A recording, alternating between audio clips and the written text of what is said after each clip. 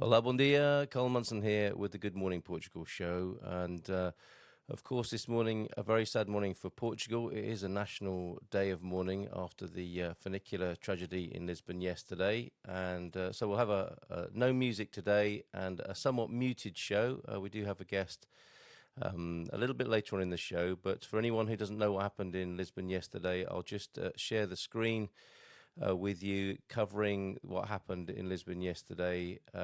15 people sadly died yesterday evening in Lisbon. 15 dead is the headline that we see on the screen. It should be on the screen now. And hold on, let me just get that onto the screen correctly. Yeah, there we go. 15 dead as Lisbon's iconic funicular crashes into building, breaking up like a cardboard box, is how it's been described. And this is reporting, I believe, from, it's probably Natasha Don or the team at Portugal Resident. So let me just share this with you in case you are unaware of what happened. 15 people have been reported dead this evening after this was reported late last night, after the iconic Lisbon Elevador da Gloria, a funicular railway popular with tourists, derailed and crashed heavily into a building, breaking up, in quotes here, breaking up like a cardboard box. Early footage from the site shows the tram-like funicular, which carries people up and down a hillside in the centre of the capital, completely destroyed. Thank you for your comments that that I will read after I've covered this or read this, shared this article with you. So yes, I see you in the comments, and thank you for being here this morning. The accident happened at around 6:15 yesterday evening on Wednesday, the 3rd of September, and it is being reported that it was caused by a cable coming loose. Again, a quote. The mayor of the city was quickly on the scene with scores of emergency personnel. President Marcelo profoundly lamented the tragedy within a short time of its happening, expressing his sorrow and solidarity with the families affected and stressing that he hopes the causes are swiftly clarified by the competent authorities. Reporting from the scene, SIC Noticias added that it knows that the funicular was submitted to a general repair in 2022 and an immediate one in 2024, all within defined protocols for periodic maintenance. Again, that's a quote there. Submitted to a general repair in 2022 and an intermediate one, an intermediate one in 2024, all within defined protocols for periodic maintenance. Talking to the news station, Fernando Nunes da Silva, a specialist in engineering and formerly a member of Lisbon City Council, suggested that what may have happened is that a traction cable snapped, which would cause the funicular to lose control. He quoted here, "From what we can see in the images, it is most likely that a traction cable broke, and when it broke, the brakes that should normally work in a situation like this did not work," he said early on this evening. That was yesterday evening. This incredibly popular tourist attraction can take up to 43 passengers at a time and connects Praça dos Restauradores to Príncipe Real in the very heart of Lisbon. With such a confused picture in the first few hours, SIC reported that the number of dead could increase, which it has since we started our own reporting. That's the reporters at the Portugal Resident. It is clear that some of the victims were tourists, as there are foreign surnames on the list, says SIC, the news channel. INEM, that's the emergency paramedic service here in Portugal, has since confirmed that the victims are made up of Portuguese and foreigners. One of the dead was the Portuguese brake guard / driver named as Andre. It is now confirmed that there are 23 injured, 7 of whom are seriously injured. Among the less seriously injured is a 3-year-old child and his pregnant mother. One of the injured has been described as a South Korean woman. The wreckage is not being cleared until tomorrow. That will be today. It is the 4th of September. It is understood that some of the dead were found underneath the twisted metal fragments. Mayor Moedas has cancelled his agenda for Thursday and declared 3 days of mourning for the city. So it's an official national day of mourning and 3 days of mourning for the city of Lisbon. Avenida de Liberdade, close to which the wrecked funicular came to rest, was closed to traffic from the Rua da Alegria crossroads. Ironic there, of course, Alegria meaning joy. Rua da Alegria crossroads all the way to Praça do Rocio for some hours. This is an absolutely devastating accident for the city. Political figures were the first to express shock, sadness, and a degree of disbelief. It seems surreal that an accident as brutal as this could have happened in the capital.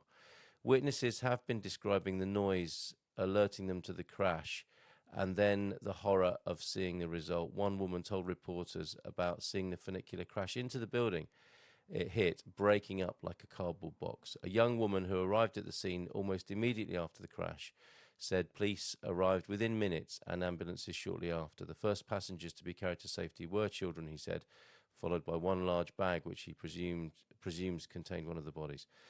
This is news that has been swiftly reported throughout Europe. European Commissioner Ursula von der Leyen has already sent her condolences to the families of the victims. The President of the European Parliament, Roberta Metsola, has also reacted, sending solidarity in an emotional post over social media. Here, AMT, the Authority for Mobility and Transport, has said it hopes to bring the results of its investigation into what caused this disaster as quickly as possible, while Caris, the company operating Lisbon's public transport, and the Public Prosecutor's Office have also announced the opening of their own inquiries. A lot more will come on Thursday. I'm still reading from the report in the Portugal Resident. That's today, of course, particularly regarding the identities of the victims. Injured survivors have been transported to the Lisbon hospitals of São José, Santa Maria, São Francisco de Xavier, while specialist medical personnel travelled to Lisbon from Coimbra and Porto to ensure all the autopsies could be carried out through the night.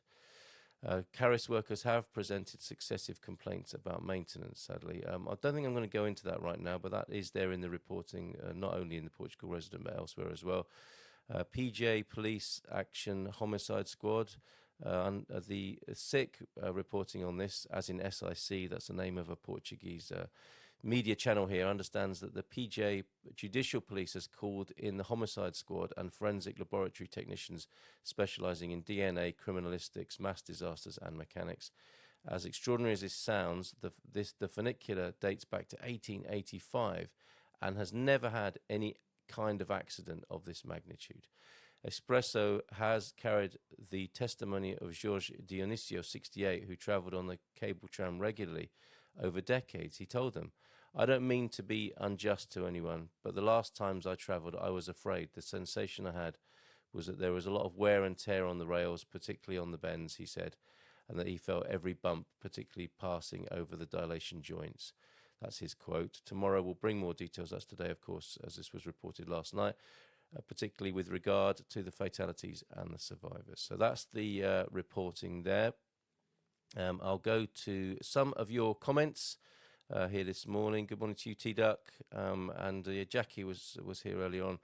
And apologies for my inability to be on screen. I had a reboot that seemed to take forever to get itself sorted out. So Jackie, my heart goes out to anyone linked to this tragedy. Good morning, Jackie. A sad day indeed. Mike's here as well. Good morning to you, Colin, and morning to you, Matty, as well. Yes, as you report there, Lisbon Mayor Carlos Moedas has cancelled his agenda for Thursday and declared 3 days of mourning for the city. Thank you, T-Duck. The government has also declared a day of national mourning for Thursday. That is today, of course. Portugal Resident, as well as the Portugal News reporting, if you want to read that in English. Apparently, João Ernesto is saying they outsourced the maintenance for the trams a couple of years ago, formerly maintained by their own staff. Prayers for the people of Lisbon, you say, Jackie. So sad, Sandra will have normally pasted DY, the bottom of the hill, or passed by, I think that's meant to say there, Lee. Good morning to you. Sandra will have normally passed by the bottom of the hill on her way to work. This morning the road is closed and lots of police in the area, says Lee. We've never ridden the funiculars because they're always full of tourists with long lines, says T-Duck. We have walked up and down that hill several times. Yes, 1885. No such incident in 130 years. So there's something in that, of course. But yeah, what a terrible tragedy for Portugal. If you feel the need to, there's little need me continuing. I think everybody understands what's happened, and the footage as well, of course, is all over the social media and the internet, as you might expect. So there's no need for me to add anything to that, I think, on this occasion. But if you want to express yourself and your feelings of grief and sadness, of course, for Lisbon and Portugal, please do so in the chat. So yeah, this morning we were hoping to speak to Alison Krupnik about pickleball, which we will do. Simone was joining us as well later on in the show. She unfortunately has had a personal situation as well yesterday. It was a very sad day actually for Lisbon. There was a building as well that collapsed, I think, rendering 16 people homeless, I believe, either yesterday or the day before in Lisbon. So very difficult day for the country and for the city in particular. So if there's anything else you wish to share,